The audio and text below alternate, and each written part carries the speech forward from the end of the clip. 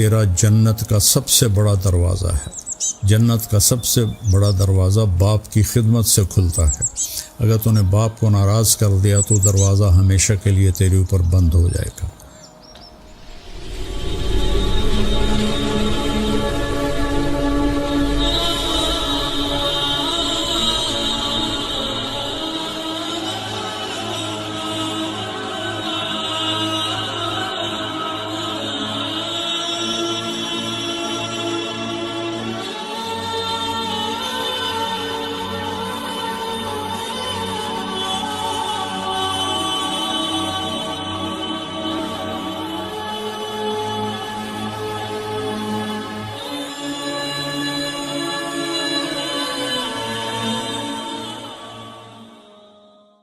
السلام علیکم ورحمۃ اللہ وبرکاتہ۔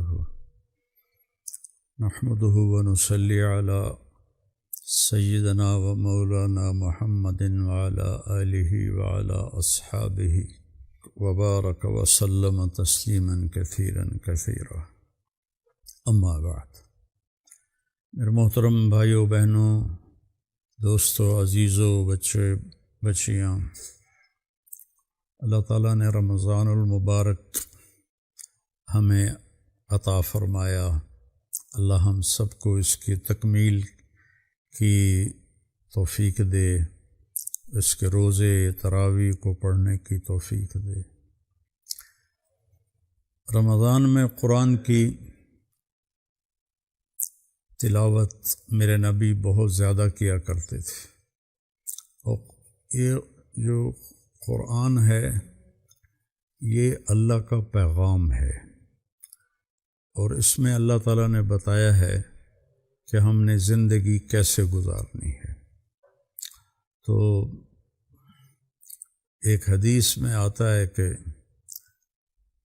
فَإِذَا الْتَبَسَتْ عَلَيْكُمُ الْأُمُورُ كَقِطْعِ اللَّيْلِ الْمُظْلِمِ، جب تم پر اندھیری رات کی طرح فتنے چھا جائیں اور تمہیں کچھ سمجھنا، جیسے اندھیری رات میں پتہ نہیں چلتا کدھر جانا ہے، تو جب ایسے اندھیری رات کی طرح تم پر فتنے چھا جائیں تو فعلیکم بالقرآن، تم اس قرآن کو مضبوطی سے تھام لینا۔ فإنہ ماحل مصدق، یہ وہ ہے جس کے جھگڑے کو اللہ تعالیٰ تسلیم کرے گا۔ وشافع مشفع، یہ وہ قیامت کے دن شفاعت کرنے والا ہے جس کی شفاعت کو اللہ قبول کرے گا۔ من جعلہ امامہ، جو قرآن کو آگے رکھے گا، یعنی اس کی تعلیمات پر عمل کرے گا، اس کے مطابق زندگی گزارے گا، اور لوگوں کو بھی اس کی دعوت دے گا۔ ساقہ الی الجنہ، یہ قرآن انہیں جنت میں داخل کر دے گا۔ ومن جعلہ خلفہ، اور جنہوں نے قرآن کو اپنے پیٹھ کے پیچھے کر دیا، یعنی اس کی تعلیمات کو بھلا دیا اور خرافات میں مبتلا ہو گئے، اور قرآن کی تعلیمات سے بے خبر ہو گئے، ساقہ الی النار، یہ قرآن انہیں جہنم کی میں جا کے پھینکوا دے گا۔ تو یہ اللہ کا کلام ہے، اس کلام کے مطابق زندگی گزارنے کی اللہ آپ کو مجھے توفیق نصیب فرمائے۔ یہ زندگی اللہ نے پسند کی ہے، تو اللہ کی پسند تو کبھی غلط نہیں ہو سکتی۔ میں اپنے لیے کچھ پسند کروں تو ممکن ہے وہ صحیح بھی ہو، غلط بھی ہو، لیکن جو اس کتاب میں اللہ تعالیٰ نے ہمارے لیے پسند کیا اور کچھ چیزوں کو پسند نہیں کیا، ان میں صداقت ہے۔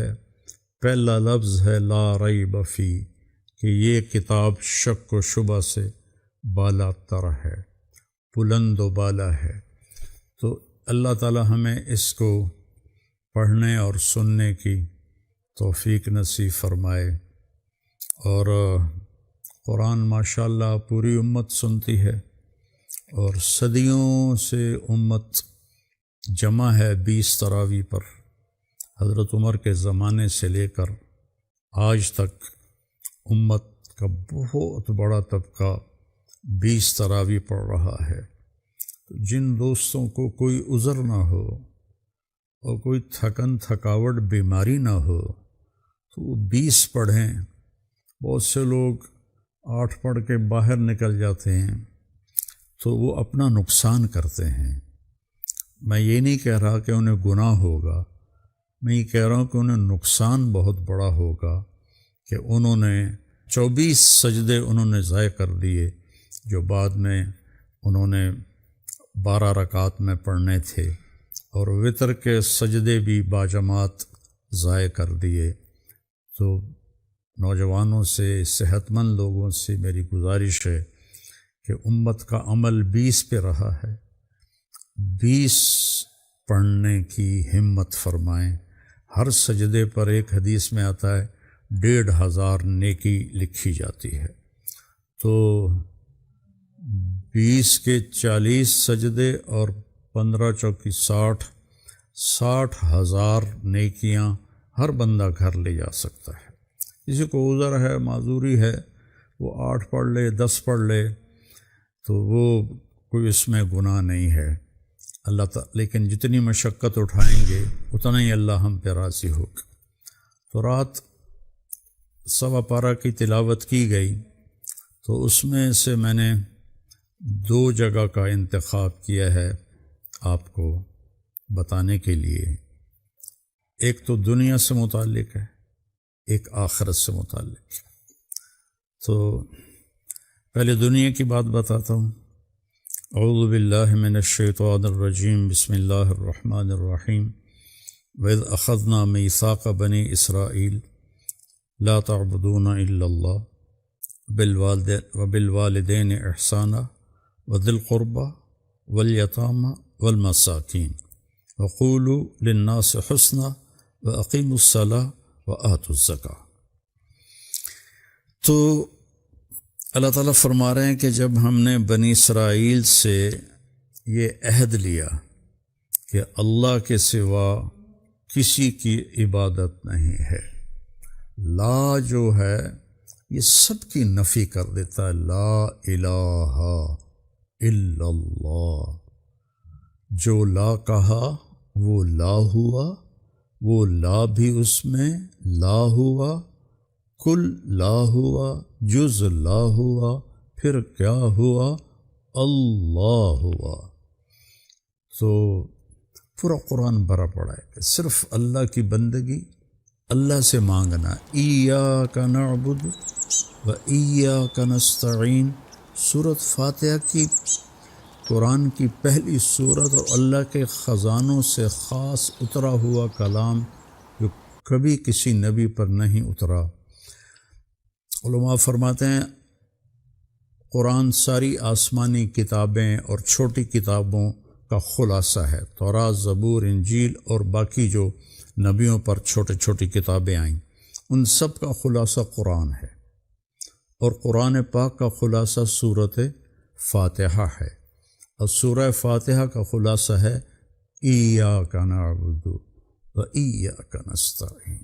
یہ نعبدو کا و نستعینوں کا بھی ہو سکتا تھا، تیری بندگی کرتے ہیں تو اس سے مدد مانگتے ہیں، لیکن اللہ تعالیٰ نے کاٹا لگایا، ایاک نعبد، صرف تیری عبادت اور کسی کی نہیں کریں گے، و ایاک نستعین، صرف تجھ سے مانگیں گے اور کسی سے نہیں مانگیں گے، کہ دینے والا، کرنے والا صرف اللہ ہے۔ انسان کتنے ہی عالی مقام پر پہنچ جائے، وہ انسان ہے، اسے موت آتی ہے، وہ دنیا سے چلا جاتا ہے، وہ ولی ہو، وہ امام ہو، وہ پیغمبر ہو، وہ رسول ہو، نبی ہو، اسے دنیا سے جانا ہے۔ تو جو پیدا ہونے میں بھی اللہ کے محتاج اور پھر مر جانے میں بے اختیار، صرف ہمارے نبی کو اللہ نے اختیار دیا تھا کہ عش ما شئت، میرے حبیب آپ جتنا رہنا چاہتے ہیں آپ کو اجازت ہے، لیکن فإنک میت، موت آپ پر بھی آئی۔ تو اللہ موت سے بھی پاک ہے، اللہ کو کسی نے بنایا بھی نہیں ہے، لم یلد ولم یولد ہے، اور اللہ پاک کے پاس ساری کائنات کے خزانے ہیں، اسے کہیں سے لینا نہیں پڑتا دینے کے لیے۔ تو یہ آدم علیہ السلام سے آج تک کی تعلیمات ہیں کہ بندگی صرف اللہ کی، لا تعبدون الا اللہ، نہیں کرنی عبادت سوائے اللہ کے، اور نہیں مانگنا ایاک نستعین سوائے اللہ کے۔ اور اللہ کے نبی کا اپنا عمل ہے کہ آپ اذا فزعہ امر اذا حزبہ امر فزع الی الصلاۃ، جب آپ کو کوئی مشکل پیش آتی تھی تو فوراً نماز پڑھتے تھے۔ تو 2 نفل پڑھو اور ہاتھ اللہ کے سامنے پھیلاؤ، دینے والا بے خبر نہیں، دینے والا بخیل نہیں، دینے والے کے خزانے کم نہیں پڑتے۔ اگلی بات فرمائی وبالوالدین احسانا، اور اپنے والدین کے ساتھ احسان کرو۔ ہر جگہ اللہ تعالیٰ نے احسان کا لفظ فرمایا ہے۔ احسان کا مطلب ہوتا ہے کسی عمل کو اس کے کمال درجے پر جا کے کرنا۔ تو والدین کی خدمت کا حق کوئی مرتے دم تک ادا نہیں کر سکتا۔ ایک شخص خراسان سے چلے، اپنی والدہ کو انہوں نے اپنی کمر پہ بٹھایا اور پیدل چلتے چلتے مہینوں میں وہ مکہ پہنچے، حج کیا، سارا والدہ کو کمر پہ بٹھا کے حج کے مناسک ادا کر کے عبید اللہ رحمۃ اللہ تابعین میں سے ہیں، ان سے پوچھا کہ یہ میں نے اس طرح عبید اللہ بن عمیر کہ میں نے اپنی والدہ کو اس طرح حج کرایا، کیا میں نے والدہ کا حق ادا کر دیا؟ تو انہوں نے فرمایا ولا طلقۃ واحدہ، اللہ اکبر، کہ بیٹا تیری ماں نے تجھے پیدا کرتے ہوئے جنتے ہوئے جو دردیں اٹھائی تھیں نا، تو دردوں کی لہریں آتی ہیں، مردوں کو تو پتہ نہیں، عورتوں پہ گزرتی ہے، تو ہر لہر انتہائی تکلیف دہ ہوتی ہے، چیخیں نکل جاتی ہیں، تو کہنے کہ کئیوں کو گھنٹوں وہ دردیں لگی رہتی ہیں، تو نے ابھی تک درد کی ایک لہر کا بھی حق ادا نہیں کیا۔ یہی سوال حضرت عبداللہ بن عمر سے کسی نے پوچھا کہ میں نے ماں کو کندھے پہ بٹھا کے پیدل حج کروایا، کیا میں نے ماں کا حق ادا کر دیا؟ تو انہوں نے فرمایا ولا ظفرۃ واحدہ، تیری ماں تجھے پالتے ہوئے جو تھک تھک کے لمبے لمبے سانس لیتی تھی، اس میں سے ابھی ایک سانس کا بھی حق ادا نہیں ہوا۔ اور اللہ کے نبی کے پاس حضرت جبریل تشریف لائے تو آپ ممبر پہ چڑھ رہے تھے، تو آپ نے کہا آمین، پھر دوسرے پوڑی پہ قدم رکھا تو آپ نے کہا آمین، تیسری پہ قدم رکھا تو آپ نے کہا آمین۔ تو صحابہ نے پوچھا یا رسول اللہ یہ آمین آمین آمین کیا تھا؟ تو فرمایا جبریل میرے پاس تھا، اس نے کہا یا رسول اللہ جو آپ کا نام سنے اور آپ پہ درود نہ پڑے وہ ہلاک ہو گیا۔ تو میں نے کہا آمین۔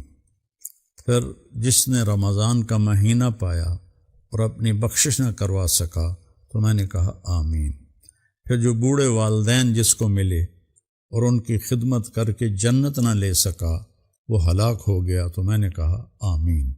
تو آج کل کے نوجوان بچے بچیاں چونکہ وہ دین کے بارے میں کچھ نہیں جانتے، اسکول کالج کی پڑھائی دماغ کو ڈپریشن میں اینزائٹی میں مبتلا کر دیتی ہے، اتنے بڑے بڑے بستے اٹھا کے بچے بچیاں جا رہے ہوتے ہیں تو وہ ڈپریشن کا شکار ہوتے ہیں، اور قرآن کا پتہ نہیں ہوتا ہے، اپنے نبی کی زندگی کو پڑھا نہیں ہوتا ہے، تو والدین کے ساتھ بدتمیزی سے پیش آتے ہیں۔ میرے نبی نے فرمایا باپ تیرا جنت کا سب سے بڑا دروازہ ہے، جنت کا سب سے بڑا دروازہ باپ کی خدمت سے کھلتا ہے، اگر تو نے باپ کو ناراض کر دیا تو دروازہ ہمیشہ کے لیے تیرے اوپر بند ہو جائے گا، اور اگر خوش کر دیا وہ دروازہ تیرے اوپر کھل جائے گا۔ پھر فرمایا وذی القربیٰ، اور رشتہ داروں سے بھی اچھا سلوک کرو، ان کی کمیاں کوتاہیاں برداشت کرو۔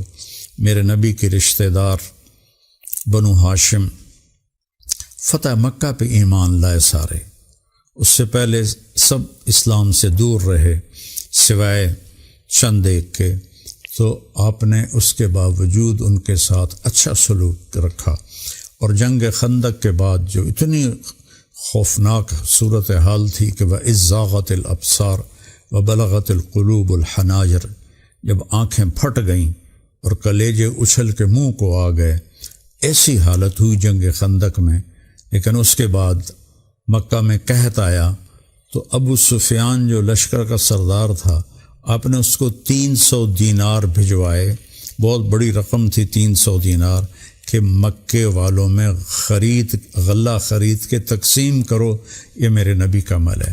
ہم چھوٹی چھوٹی باتوں پر سگے بھائیوں سے لڑے ہوتے ہیں، سگی بہنوں سے لڑے ہوتے ہیں، چاچے تائے ماموں خالہ پھوپھی سے لڑے ہوئے ہوتے ہیں، اور خاص طور پر رشتوں پہ ایسے قطع تعلق ہوتا ہے کہ مرتے دم تک ایک دوسرے کو سلام نہیں کرتا۔ میں نے رشتہ مانگا بہن سے، اس نے رشتہ ہی نہیں دیا، میں نے بھائی سے رشتہ مانگا بیٹے کا، اس نے رشتہ ہی نہیں دیا۔ رشتے تو آسمانوں پہ طے ہوتے ہیں، چھوٹی چھوٹی باتوں پہ لڑنا نہیں، ان کے ساتھ بھی اچھا سلوک کرنا ہے۔ پھر فرمایا والیتامى، اور یتیموں کے ساتھ بھی اچھا سلوک کرو۔ میرے نبی خود یتیم ہیں، یتیم تھے، یتیم کے طور پہ پرورش پائی۔ یتیم کے سر پہ کوئی ہاتھ رکھے تو جتنے اس کے سر کے نیچے بال آ جاتے ہیں اتنی اس کی نیکیاں لکھی جاتی۔ اور آپ نے فرمایا جس نے 4 یتیموں کی پرورش کی وہ ایسا ہے جیسے ساری رات کا تہجد پڑھنے والا، سارے دن کے روزے رکھنے والا، اور سارے دن رات کا ذکر کرنے والا، اور ساری زندگی اللہ کے راستے میں جہاد کرنے والا۔ اتنے بڑی فضیلت سنائی 4 یتیموں کی پرورش پر۔ تو یتیموں کے ساتھ والمساکین، مسکین اسے کہتے ہیں جس کے پاس کچھ بھی نہ ہو، فقیر اسے کہتے ہیں کہ جس کے پاس کچھ ہو، مشکل سے گزارا ہوتا ہو، اور مسکین اسے کہتے ہیں کہ جس کے پاس کچھ بھی نہ ہو۔ مسکین سکنا سے ہے، ٹھہر جانا، جس کی زندگی ٹھہر گئی ہو، اس کے پاس کچھ بھی نہ ہو۔ تو یہ بنی اسرائیل سے اللہ کہہ رہا ہے، اور ہمیں بھی قرآن میں بار بار اللہ تعالیٰ نے فرمایا ہے۔ اور اگلی بات فرمائی وَقُولُوا لِلنَّاسِ حُسْنًا، سبحان اللہ، اور لوگوں سے خوبصورت لہجے میں بات کرو۔ یہ میں نے رمضان سے پہلے بھی بات کی تھی کہ میٹھا بول میرے نبی کی سنت ہے اور میرے اللہ کا حکم ہے۔